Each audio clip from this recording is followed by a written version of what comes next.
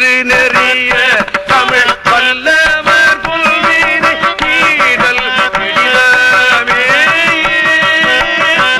நெறிய மனம் வைத்துணர் அருநெறிய மறை வல்ல முனியகன் பொய்கை அலர்மேய பெருநெறிய பிற மாபுரமேவிய பெம்மானிவன் தன்னை பொருநெறிய மனம் வைத்துணர் ஞானதம் வந்தன் உரை செய்த திருநெறிய தமிழ் வல்லவர் தொல்வினை செய்தல் இதாமே. இந்த 10 பாட்டையும் யாரு பாடுகிறார்களோ அவர்களுடைய தொல்வினை இருக்கிற பாருங்க, சஞ்சித வினை என்று சொல்லுகிறார்களே, பழைய மூட்டை எத்தனையோ ஜென்மாவாக செய்த பாவம் போய்விடும் என்று எழுதி வைக்கிறார் சுவாமி. ஆமா, அதனால்தான் அகத்திய முனிவர் பின்னால வந்தவர் எழுதுகிறார், தோளுடைய செவியனும் கூற்றாயின வாரும் பித்தாபரை சூடும் ஆண்டவனுடைய பேர் அருள் வடிவம் அந்த திருப்பதிகம் என்று எழுதி வைக்கிறார்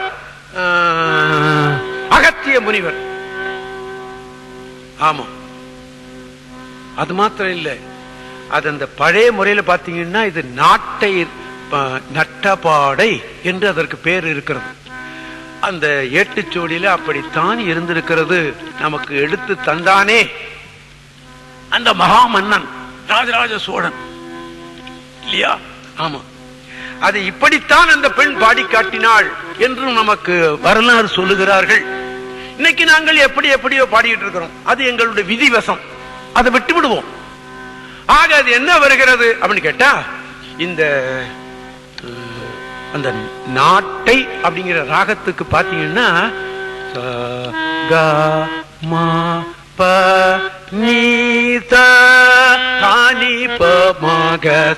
அப்படின்னு இருக்கு. இதற்கு ஆரோகண அவரோகணம் என்று பெயர் சங்கீதத்துல. இது எலும்பு மாதிரி. நம்ம உடம்புக்கு எலும்பு இல்லைன்னா என்னத்துக்கு? புழுவுக்கு தான் எலும்பு கிடையாது, நமக்கெல்லாம் எலும்பு உண்டே இல்லையா? இந்த எலும்பு இல்லாட்டி வேணா இந்த கை இப்படி நிக்காது, அப்படி நிக்காது, தோண்டு இல்லையா? ஆமா, இந்த எலும்பு மாதிரி தான் இந்த சுரங்கள். அது இல்லாம பாட முடியாது. அது இல்லாமல் பாடினால் தப்பாத்தான் வரும்.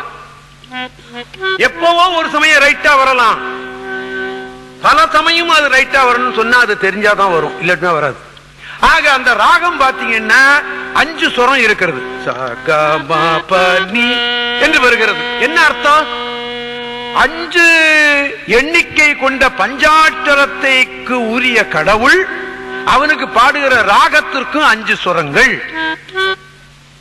அது மாத்திரம் இல்ல, இந்த தாளம் ஒண்ணு போடுறோம் பாருங்க, அதுக்கு அப்படி போடும்போது பாத்தீங்கன்னா அதுக்கு கண்டம்னு பேரு. கண்டம் சொன்னா சங்கீத உலகத்துல 5ன்னு அர்த்தம்.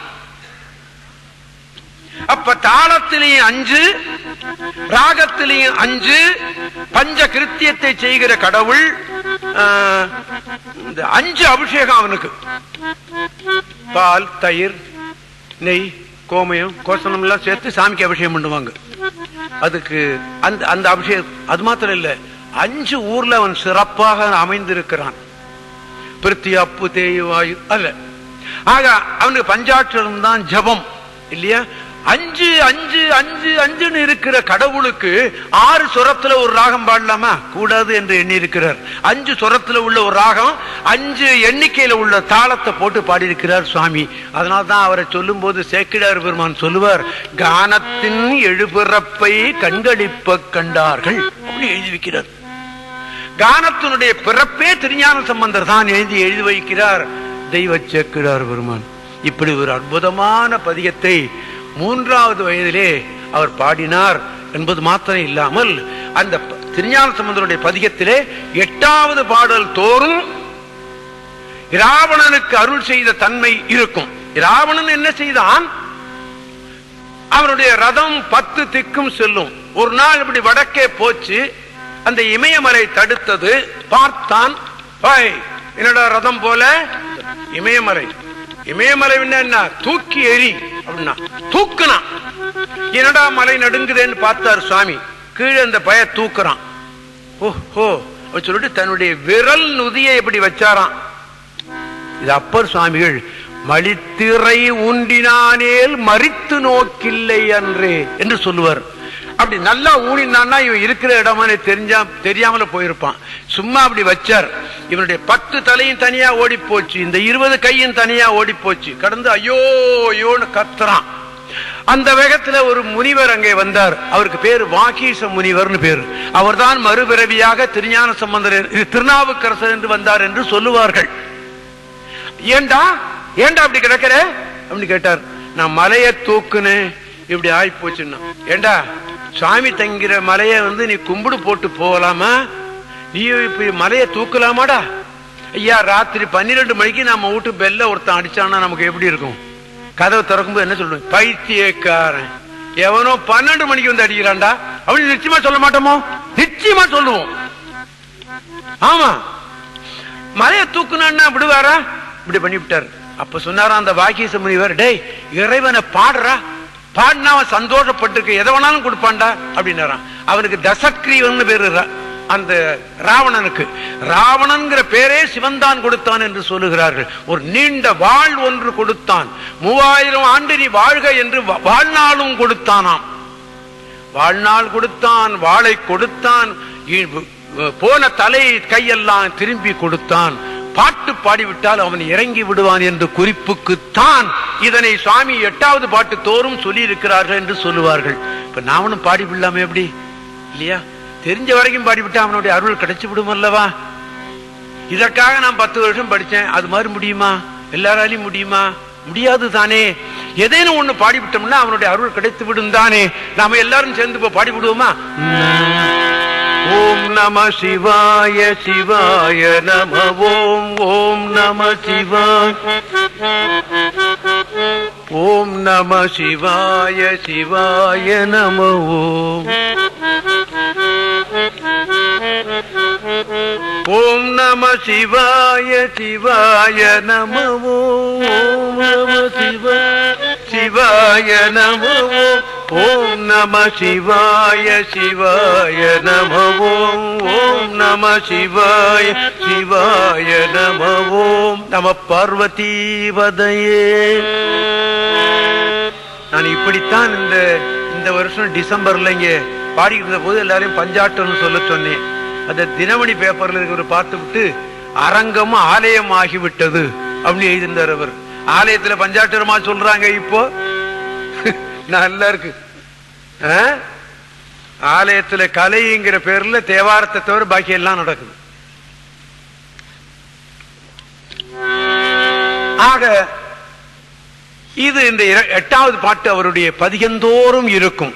ஆனால் ஒரு சில பதிகத்தில் இல்ல. அதற்கு காரணமும் எழுதியிருக்கிறார்கள் வியாக்கியான கர்த்தாக்கள். அது பின்னால முடிஞ்சா சொல்றேன். ஆக 9வது பாட்டுல நிச்சயமாக பிரம்ம விஷ்ணுக்கள் காண முடியாத கடவுள் என்று அதுல குறித்திருக்கும். அதுல என்ன காரணம்? பெருந்தேவர்களே காண முடியவில்லையே, பாக்கி யார் காண முடியும் என்பது ஒண்ணு.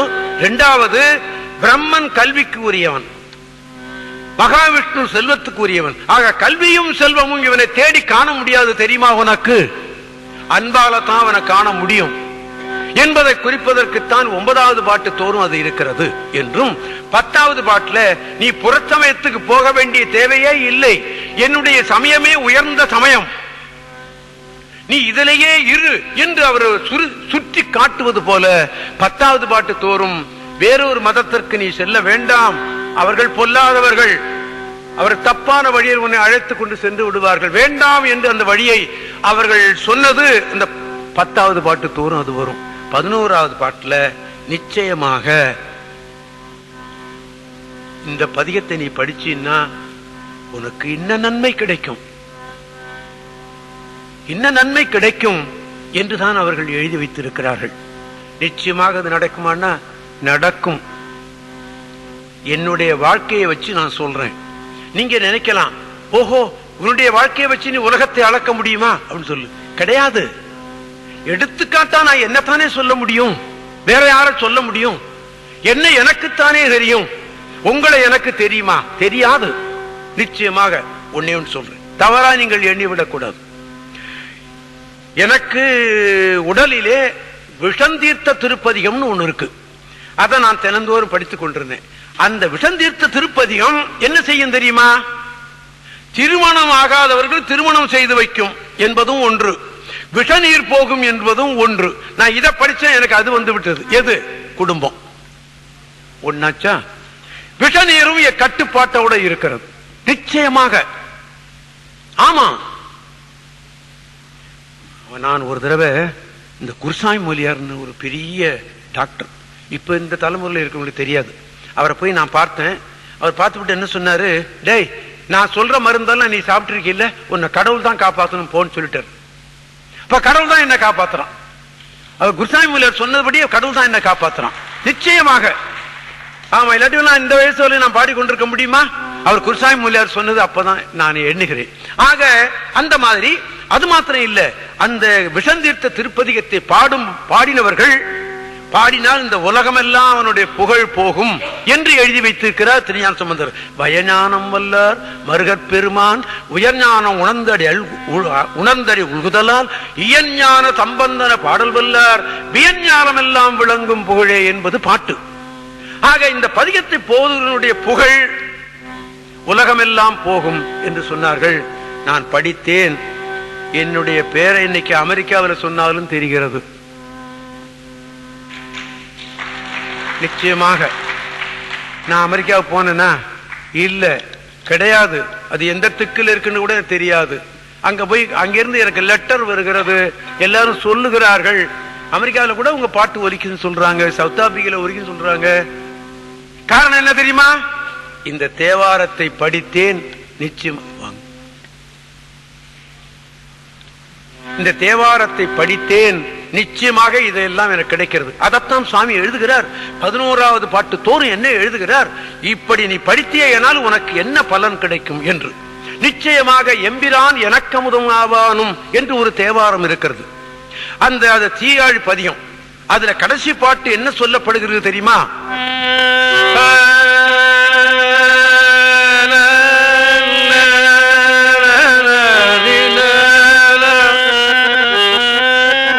முதல் பாட்டு சொல்றேன். எம்பிரான் எனக்கமுதம் ஆவானும் தன்னடைந்தார் தம்பிரான் ஆவானும் கடலேந்து கையானும் கம்பமா கரி உரித்த காபாலி கரைக்கண்டன் பம்புலாம் பொழி பிரமபுரத்து உறையும் வானவனே. இது ஒரு பதிகம். இந்த பதிகத்தினுடைய கடைசி பாட்டு என்ன சொல்லப்படுகிறது? தன்னடைந்தார்க்கு இன்பங்கள் தருவானை தத்துவனை கண்ணடைந்த மதிப்பிரமபுரத்து உறையும் காவலனை.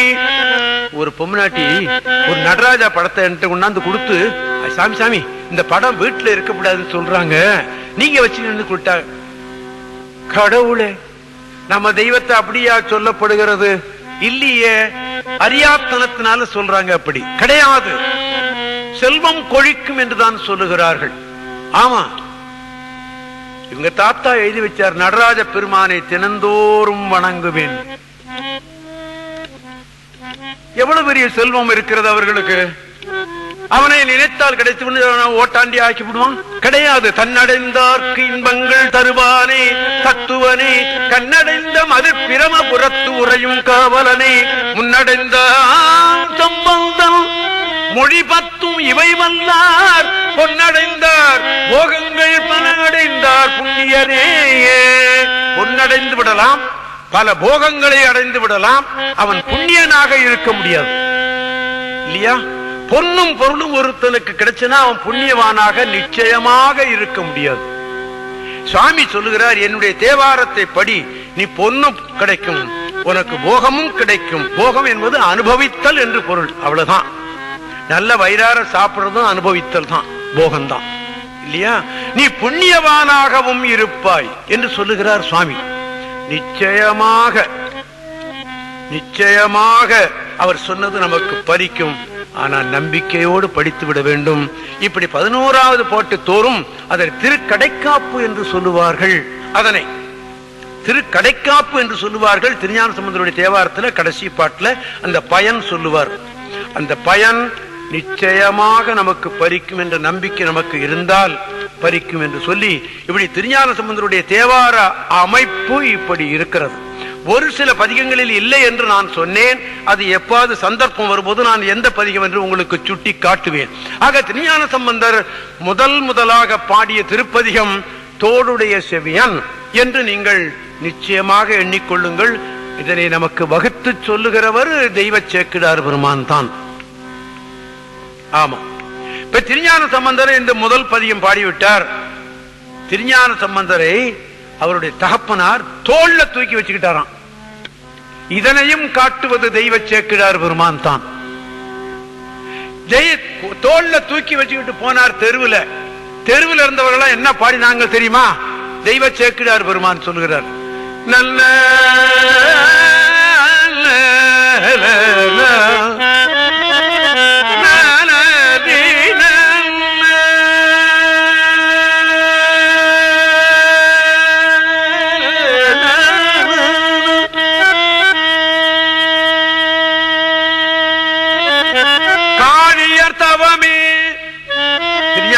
அப்பா தோல்ல உட்கார்ந்துருக்கிறார்.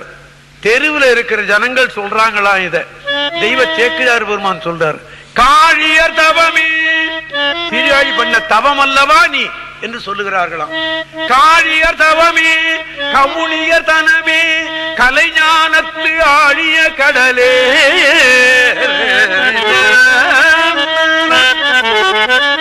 கலைஞானத்து ஆழிய கடலே, அதனிடை அமுதே, அடியார் முன் வாடிய வந்து இம்மண்ணில் மேல் சதழிசை மொழியால் தன் திருவருள் பெற்றனே என்பார்.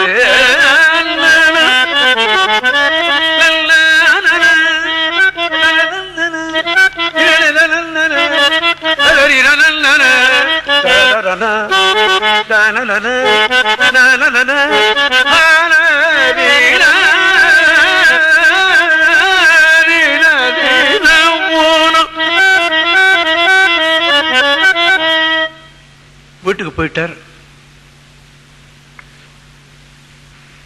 அன்று மாலையே திருஞான சம்பந்தருடைய யாத்திரை தொடங்குகிறது. ஒரு பதியம் பாடிவிட்டார் தோளுடைய செவியன். அன்று மாலையே புறப்படுகிறார். பக்கத்தில் இருக்கிற ஒரு ஊர் திருக்கோலக்கா என்று அதற்கு பெயர். கோலம்னா அழகு, கான்னா சோலை, அழகிய சோலையை உடைய ஊர் என்று அதற்கு பெயர்.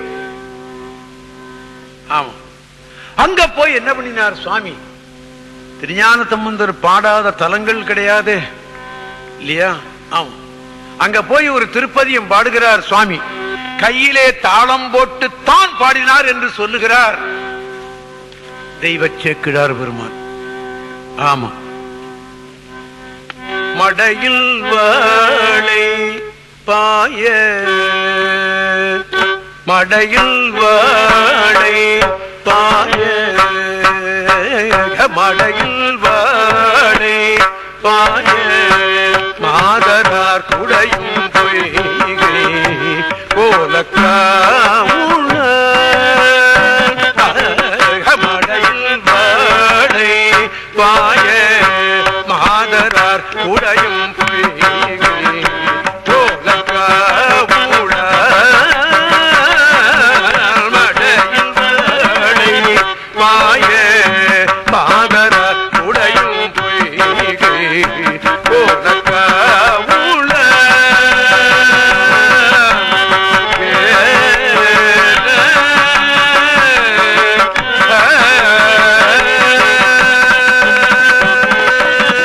கடையும் பிறையும் காம்பல் பூச்சுங்கே, காம்பல்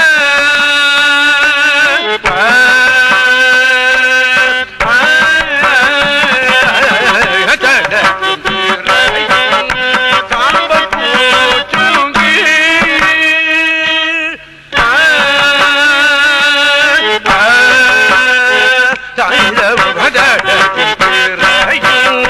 காம்பல் பூச்சுங்கே,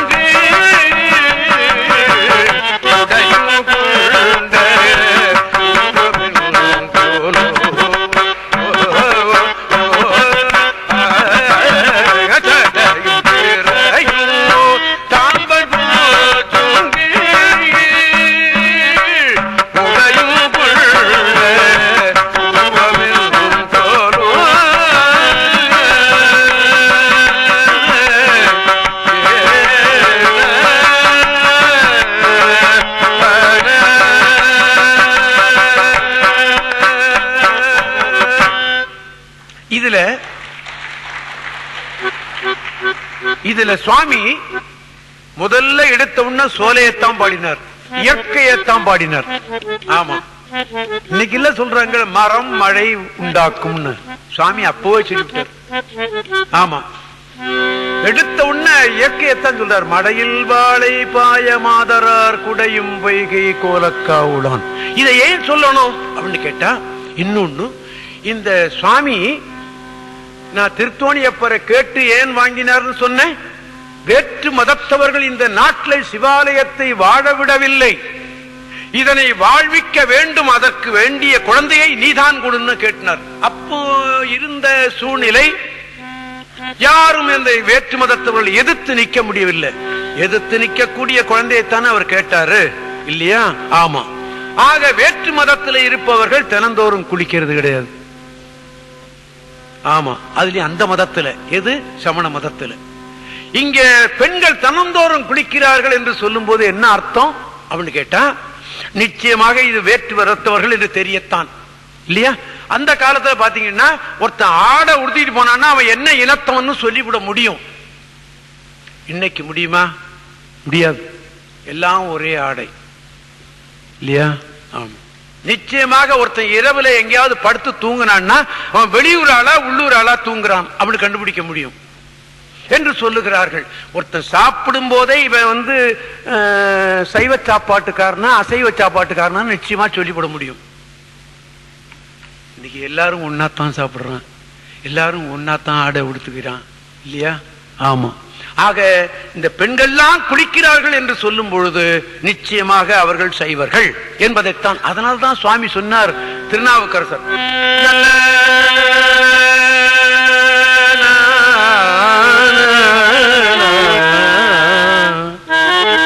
கோயிலுக்கு போன்னு சொல்லும் போது என்ன சொல்றார் தெரியுமா? பெரும்புலர் காலை மூழ்கி குளிச்சு விட்டு தான் கோயிலுக்கு போன்னு சொல்றாரு. பாத்தீங்களா? நீங்க குளிக்காமலே கோயிலுக்கு போற ஒரு மதம் உண்டல்லவா? நான் குறை சொல்றேன் எண்ணி விடாதீர்கள். நம்ம மதத்தை பத்தி நான் சொல்லும் பொழுது இன்னொன்னே அந்த சுட்டி காட்டுறேன், அவ்வளவுதான். குறை சொல்லுங்கிற நோக்கம் எனக்கு நிச்சயமா கிடையாது. என்னுடைய மதம் பெருசு என்று சொல்லுவேனே தவிர இன்னொரு மதத்தை நான் குறை சொல்லவே மாட்டேன், அது சொல்லவும் கூடாது. ஆமா.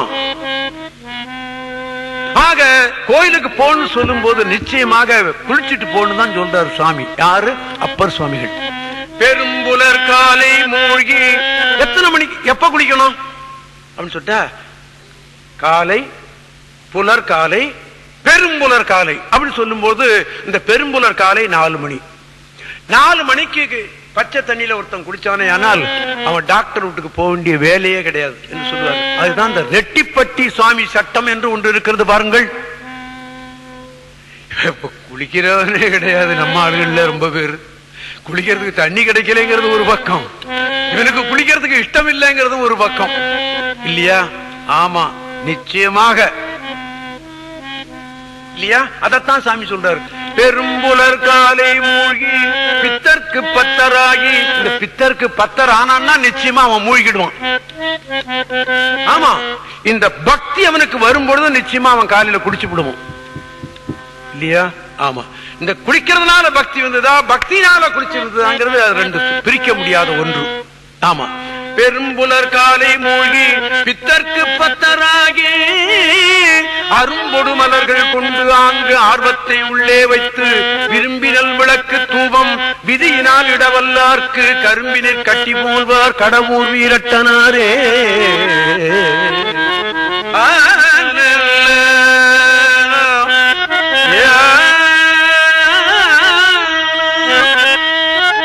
ஆக கோயிலுக்கு போனா கொஞ்சம் மலர் எடுத்துட்டு போ. சுவாமிக்கு ஏதேனும் ஒரு காணிக்கை எடுத்து கையை விசிறிக்கிட்டு கோயிலுக்கு போக கூடாது. குழந்தைகள் இருக்கிற இடத்துக்கும் மகான்கள் இருக்கிற இடத்துக்கும் கோயிலுக்கும் போகும்பொழுது கையை விசிறிக்கிட்டு போக கூடாது. ஏதேனும் எடுத்துக்கொண்டு காணிக்கை கொண்டு கொடுத்துணும் இல்லையா? அதத்தான் சுவாமி இங்க சொல்றார். ஆக சுவாமி மடையில் வாழை பாய மாதரார் குடையும் பொய்கை கோலக்காவுளான்.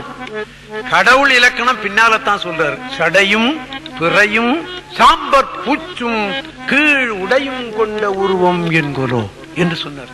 இப்படி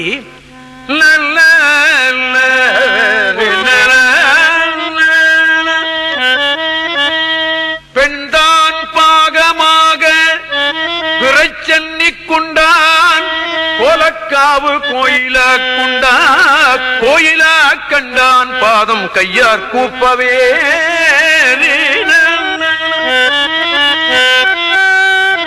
கோலக்காவு கோயிலா கண்டான் பாதம் கையார் கூப்பவே உண்டான் நஞ்சை உலகம் உய்யவே.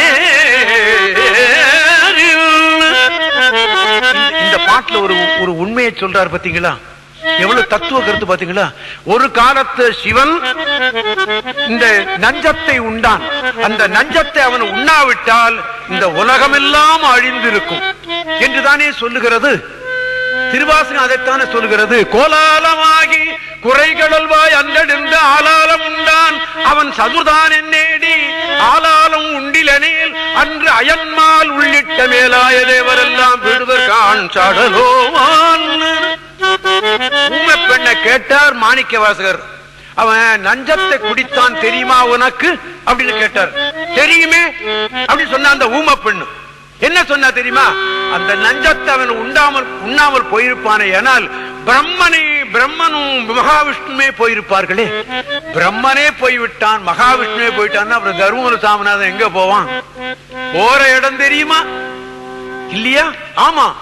கோலாலமாகி குறைகளவாய் அன்றெடுந்த ஆலாலம் உண்டான் அவன் சதுரானின் நேடி ஆலாலம் உண்டிலனே அன்று அயல்மால் உள்ளிட்ட மேலாய தேவரெல்லாம் விடுவர் காஞ்சாடலோ என்பது திருச்சாடல் என்று பெயர். திருவாசகத்தில் வர்ற பகுதி. இந்த திருச்சாடல் என்ற பகுதியை நாம தினந்தோறும் 20 பாட்டு இருக்கிறதுல அதை சொன்னமையானால் நமக்கு நல்ல வாக்கு சுத்தம் கிடைக்கும் என்று சொல்லுவார்கள். அவர்கள் சொன்னார்கள் அப்படின்னு சொல்றான். இப்போ இல்லு எல்லாம் வரல பாத்தீங்களா.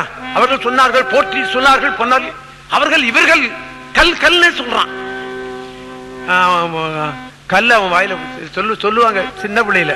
அவன் வாயில கூழாங்கல்ல போடுறான், அப்பதான் அவனுக்கு சொல்லு சரியா வரும் அப்படின்னு. இவன் வாயில கல்லத்தான் போடணும். இந்த ரேடியோவில் இல்ல டிவில கூட அதான் வருது. கல்லு கல்லு கல்னு சொல்றான் இல்லையா. நல்ல சுத்தமான சொல்லு வரும் அந்த 20 பாட்டையும் படித்தால் என்று பெரியவர்கள் சொல்லுவார். நான் தினந்தோறும் படிக்கிறேன். ஏன் தெரியுமா, நான் நல்லா பாடும் போதே இந்த தேவாரத்தை கேட்க மாட்டேங்கிறாங்க. நான் கொஞ்சம் பாடினேன்னா யாரு கேட்பா?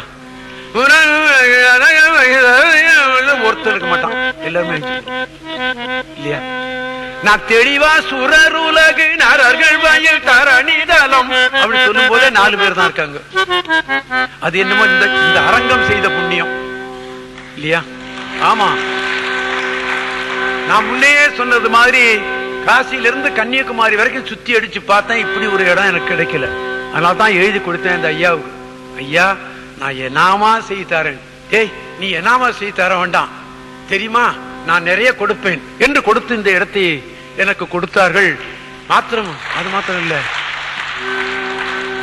2வது ஆண்டு எனக்கு நடத்துவதற்கு பெரிய மனத்தோடு கொடுத்திருக்கிறார்கள் என்று சொல்லும் போது நான் எத்தனை கோடி ரூபாய் கிடைச்சா கூட நான் அவ்வளவு சந்தோஷப்பட்டிருக்க மாட்டேன். இப்படி ஒரு வாய்ப்பை கொடுத்தார்களே என்று சொல்லி இன்னும் ஒண்ணு நான் நினைவூட்ட கடமை. சில மாதங்களுக்கு முந்தி இந்த அரங்கத்துக்கு கௌரவ செயலராக இருந்த MA சிதம்பரம் செட்டியார் அவர்கள் ஆண்டவன் திருவடியைச் சேர்ந்தார்கள். அதற்கு நாம இங்கே மௌன அஞ்சலி நடத்தினோம். வணக்கத்திற்கும் மரியாதைக்கும் அன்பிற்கும் உரிய ஏசியம்மனுடைய தாதையார் அவர்கள் சில நாட்களுக்கு முந்தி இறைவனடி சேர்ந்தார்கள். எனக்கு அப்பவும் ஒரு குடுப்பனை இருந்தது. செய்தி கேட்டவுடனே நேரா போனேன். இப்பவும் அந்த குடுப்பனை இருந்தது. போய் அந்த அம்மாவுக்கு சிவபுராணம் தேவாரம்லாம் சொல்லிவிட்டு வந்தேன். அதற்கப்புறம் நடத்துகிற நிகழ்ச்சி இது ஆனதுனாலே நாமெல்லாம் ஒரு நிமிஷம் மௌன அஞ்சலி வேண்டாம், பஞ்சாட்சரம் சொல்லி அந்த உயிர் ஆண்டவன் திருவடியை சேரட்டும் என்று நாம் வேண்டிக் கொள்வோமாக. ஒரு நிமிடம் பஞ்சாட்சரம் சொல்லுவோமாக எல்லோருமாக. ஓம் நம சிவாய சிவாய நம ஓம் ஓம் நம சிவாய சிவாய நம ஓம். ஓம் நம சிவாய சிவாய நம ஓம். ஓம் நம சிவாய. ஓம் நம சிவாய சிவாய நம ஓம். ஓம் நம சிவாய சிவாய நம ஓம். ஓம் நம சிவாய சிவாய நம ஓம். ஓம் நம சிவாய சிவாய நம ஓம். சிவாய நம ஓம். சிவாய நம ஓம். சிவாய நம ஓம். சிவாய நம ஓம். ஓம் நம சிவாய சிவாய நம ஓம். ஓம் நம சிவாய.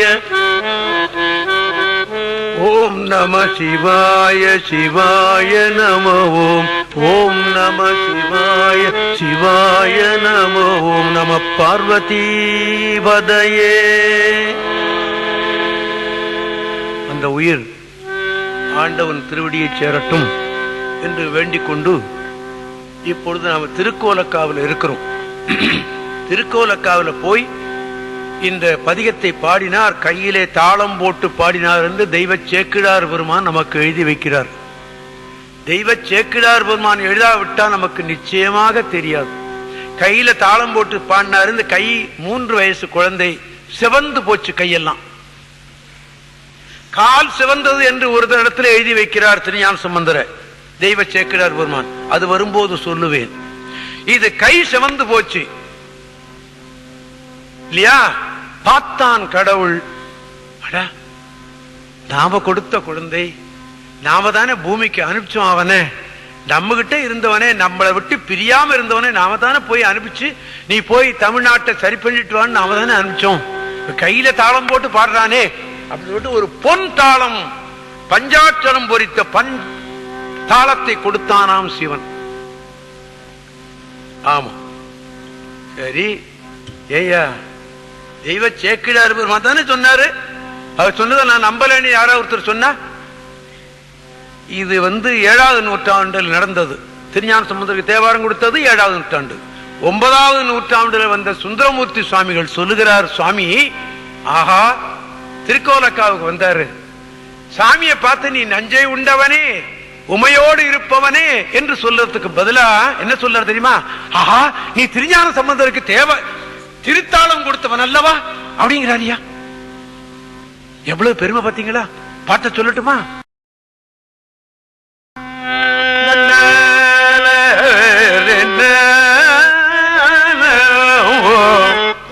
அதுல ஒரு ஒற்றுமை பாருங்க.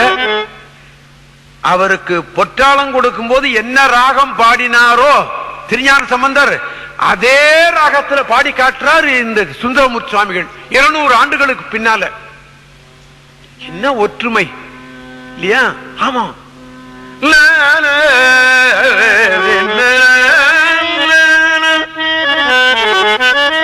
நாடும் இன்னிசையால் தமிழ் பரப்பும். என்ன சொல்லி இருக்கணும் சுந்தரர்? என்ன சொல்லி இருக்கணும்?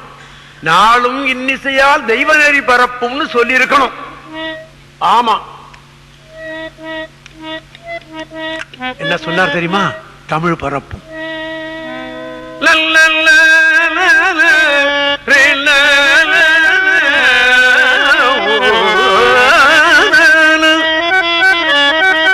நாளும் இன்னிசையால் தமிழ் பரப்பும் ஞான சம்பந்தனுக்கு உலகவர் முன் தாளம் ஈந்தவன் பாடலுக்கு இறங்கும் தன்மையாளனை என் மனக்கருத்தை ஆளும் பூதங்கள் பாட நின்றாடும் அங்கனந்தனை எண்கணம் இறஞ்சும் கோடிலி பெரும் கோயில் உள்ளானை கோலக்காவினை கண்டு கொண்டேனே.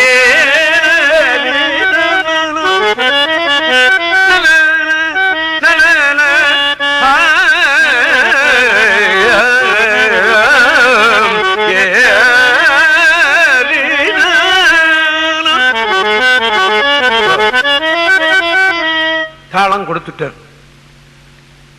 இப்போ நான் உங்களுக்கு சீர்காழி கொண்டு போறேன். அங்க என்ன சொன்ன? அம்பிகை பால் கொடுத்தாள். இங்கே சிவன் என்ன கொடுத்தான்? தாளம் கொடுத்தான். இதுல என்ன ஒற்றுமை இருக்கிறது என்று கேட்டால் கொஞ்சம் கவனிச்சு கேட்டுருங்க. இசை உலகத்திலே ராகமும் தாளமும் தெரியாதவன் மேடையில பாட முடியாது. நிச்சயமாக ராக லட்சணம் நல்லா தெரிஞ்சாதான் ஒரு ராகத்தை அவன் பாட முடியும்.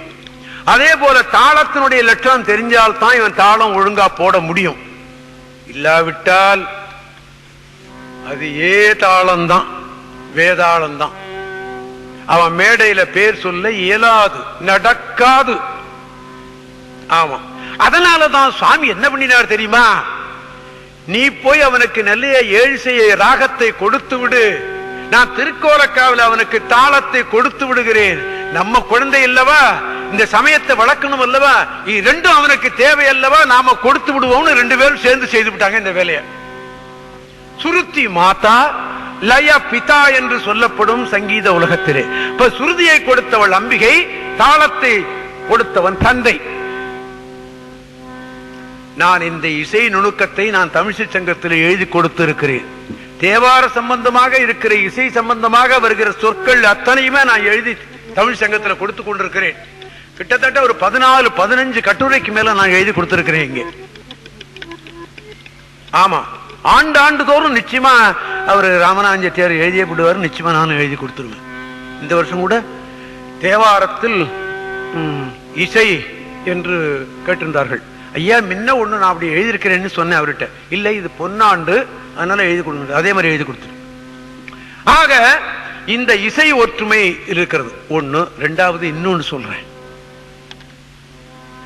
அந்த ஊர்ல ஒரு பெண்ணு, இது திருமுறை தலங்கள் என்று ஒரு நூல் வந்திருக்கிறது. அதுல வருகிற வரலாறுல ஒண்ணு, அந்த ஊர்ல ஒரு பெண்ணுக்கு குழந்தையே இல்லை. அந்த பொண்ணு, அந்த பையன் ஊமை பிள்ளை, பேசல. என் பையன் நல்லா பேசினா இங்க இருக்கிற திருஞான சம்பந்தர் கையில ஒரு பொன் தாளம் பண்ணி கொடுக்கிறேன்னு சொன்னாலாம். அந்த வரலாறு எழுதியிருக்கிறாங்க. அதுல அந்த பையன் பேசினானா பொன் தாளம் செய்து கொடுத்தாலும் அந்த தாளம் கோயில்ல இருக்கிறது என்று எழுதியிருக்கிறார்கள். ஆமா, இன்னொன்னு, எனக்கு சின்ன பிள்ளையில கொஞ்சம் இந்த தாளம் தகராறாக இருக்கிறதுன்னு எனக்கு தெரியும். என்ன எனக்குத்தானே தெரியும் இல்லையா? நிச்சயமாக இந்த தாளம் நமக்கு சரிப்படலையே அப்படின்னு சொல்லிட்டு நான் யார போய் கேட்கறது? எங்க வாத்தியார்ட்ட எல்லாம் கேட்டேன், எல்லாம் சரியா போகுண்டான்னு சொல்லிட்டாங்க. ஆனா சரியா போகல. நான் என்ன பண்ணுவேன்? தர்மபுரம் சாமிநாதன் பேர் வந்துடுத்து, தாளம் போட்டா தாளம் சரிப்பட்டு வரல. பார்த்தேன், திருஞான சம்பந்தருக்கு தாளம் கொடுத்தவன் திருக்கோலக்கா ஈசன் தானே, அவனை கேட்டு பார்ப்போமே என்று அவனைத்தான் கேட்டேன். அவன் ஓரளவுக்கு எனக்கு கொடுத்தான். அதனால்தான் நிச்சயமா நான் மேடையில் இன்னைக்கு பேர் சொல்ல முடியுது. அவன் தாளத்தை கொடுத்தான் எனக்கு. அது மாத்திரம் இல்ல, ஒருத்தர் பொற்றாளமே எனக்கு பண்ணி கொடுத்தார். ஏன் இதை சொல்லுகிறேன் அப்படின்னு கேட்டா, அப்படியும் கிடைக்கிறது என்பதற்குத்தான் சொன்னேன். ஒண்ணு. இன்னொன்னு, இப்போ அந்த திருக்கோலக்கான்னு இன்னைக்கு சீர்காழியில போய் கேட்டீங்கன்னா யாருக்கும் தெரியாது. கொஞ்சம் படிச்சவங்களுக்கு தான் தெரியும். பாக்கி பேருக்கெல்லாம் என்ன தெரியும்? திருத்தாளமுடையார் கோயில் சொன்னாத்தான் தெரியும். சாமி தாளம் கொடுத்ததுனால திருத்தாளமுடையார் கோயில்னு சொன்னாத்தான் தெரியும். கோலக்கானா எல்லாருக்கும் தெரியாது. அப்ப இறைவு ஊர்னுடைய பேரையே மாற்றி விட்டது திருஞான சம்பந்தருடைய வரலாறு இல்லையா? ஒண்ணு. இன்னொன்னு, சுவாமிக்கு பேரு தாளபுரீஸ்வரர்னு பேரு. தாளம் கொடுத்ததுனால்தான் தாளபுரீஸ்வரர் பேரு. அதுக்கு முந்தி இருந்த பேர் என்ன? அப்ப ஆண்டவனுடைய பேரையும் மாற்றுகிறது திருஞான சம்பந்தருடைய தேவாரம், ஊர்னுடைய பேரையும் மாற்றுகிறது. நம்ம தலையெழுத்த மாத்தாதா இது? நம்ம தலையெழுத்த மாத்தாது. அதனால ஒரு பெரியவர் சொன்னார், தினந்தோறும் தேவார புஸ்தகத்தை எடுத்து 2 பக்கம் அப்படி பிரட்டி படி. அப்படி பிரட்டி படிச்சுன்னா ஆண்டவனால் உன்னுடைய ஏடு பிரட்டப்படும். ஆண்டவன் உன்னுடைய ஏட்டை புரட்டி பார்ப்பான், அவனுக்கு என்ன தேவை என்று சொன்னார். அதிலிருந்து நான் தேவார புத்தகத்தை எடுத்து புரட்டாமல் படிக்காமல் இருக்கவே மாட்டேன். நிச்சயமாக ஓதுவார் என்ற பேரோடு அந்த ஓதுவார் அந்த வேலையைத்தான் செய்துகிட்டு இருக்கேன். ஆக ஆண்டவனுடைய பேரையும் மாற்றுகிறது திருஞான சம்பந்தருடைய வரலாறு. ஊர்னுடைய பெயரையும் மாற்றுகிறது. திருத்தாளமுடையார் கோயில் என்றுதான் இன்னைக்கும் பேர். அந்த ஊர்ல பழமையான குருக்கள் ஒருத்தர் இருந்தார். அவரை கேட்டேன், ஐயா திருஞான சம்பந்தருக்கு தாளம் கொடுத்ததுக்கு அப்புறமா தானே திருத்தாளமுடையார்னு பேரு, அதுக்கு மிஞ்சி சாமிக்கு என்ன பேருன்னு கேட்டேன். ஐயோ எனக்கே தெரியாதுன்ட்டாரு. அப்புறமா எங்கேயோ பார்த்து விட்டு ஒரு தடவை சொன்னார், கொன்றை ஈசம்னா என்னமோ அவருக்கு பேர் இருந்திருக்கிறது சொன்னார். அதை ஏற்றுக்கொள்றாப்புல இல்ல. ஆக திருத்தாளமுடையார் சாமி திருத்தாளமுடையார்னு தான் இன்னைக்கு தாளபுரி சொன்ன பேரு. அங்க இருக்கிற அம்பிகைக்கு பேரு ஓசை கொடுத்த நாயகி என்று இருக்கிறது. அதற்கு ஒரு வரலாறு சொல்லுகிறார்கள். திருஞான சம்பந்தர் கொடுத்த தாளம் போட்டு பார்த்தாரு, சரியா ஓசை வரல. அப்புறம் அம்பாட்ட கொட்டி போட்டாரு, ஜெயின் ஜெயின்னு கேட்டது, அதனால ஓசை கொடுத்தது. அந்த வரலாறு பெரிய புராணத்துல வரவில்லை. அதோடு இல்லாம அந்த வரலாறு ஏற்றுக்கொள்ள முடியாததாக இருக்கிறது. அதனால நான் ஏற்றுக்கொள்ளவில்லை என்பது. இப்போ முதல்ல பாடிய தேவாரம் தோடு சிவியன், இரண்டாவது பாடியது திருக்கோலக்காவில மடையில் வாழை. இன்னும் ஒரு தடவை நான் உங்களுக்கு பாடி காட்டி விடுவேன். மடையில் வாழை பாய மாதரார் குடையும் பொய்கை கோலக்காவுல சடையும் பிறையும் சாம்பல் போற்றுங்கே உடையும் கொண்ட உருவமெல் கோலோ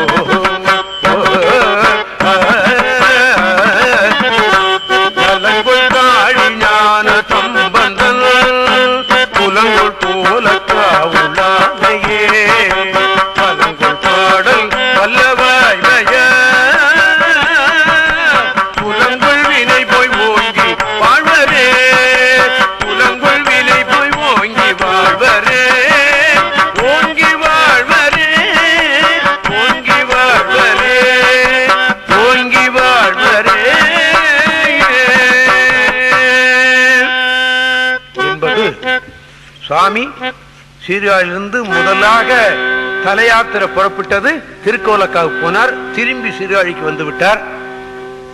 சீர்காழியில இருந்தவர் அவருடைய தாய் பிறந்த ஊர் திரு நனிப்பள்ளி என்று சொல்லப்பெறும் திருச்செம்பனார் கோயில்னு ஒரு ஊர் இருக்கு. மாயூரத்திலிருந்து திருக்கடையூர் வழியாக போகும்போது பாத்தீங்கன்னா செம்மனார் கோயில்னு ஒரு ஊர் வரும். அதுல இருந்து கிழக்க போனா திரு நனிப்பள்ளி என்று ஒரு ஊர் வரும். அந்த நனிப்பள்ளி என்ற ஊர் தான் திருஞான சம்பந்தருடைய தாதையார் பகவதி அம்மையார் பிறந்த ஊர். ஆமா. அவருடைய தாய் மாமன் என்ன பண்ணுகிறார், ஆஹா நம்மளுடைய தங்கச்சி பையன் ஆண்டவன் அருள் பெற்று விட்டானே, இவரை அழைத்து கொண்டு நம்ம ஊருக்கு செல்லணும் என்று எண்ணுகிறார். அவர் ஊருக்கு அழைத்து கொண்டு போனார். திருஞான சம்பந்தருடைய தகப்பனார் அவரை தோளிலே தான் தூக்கி கொண்டு சென்றாராம். எப்படி தெரிகிறது? சேக்கிழார் பெருமான் எழுதுறது மாத்திரமில்ல, திருஞான சம்பந்தர் தன்னுடைய தேவாரத்திலேயே சொல்லுகிறார் அதனை. நல்ல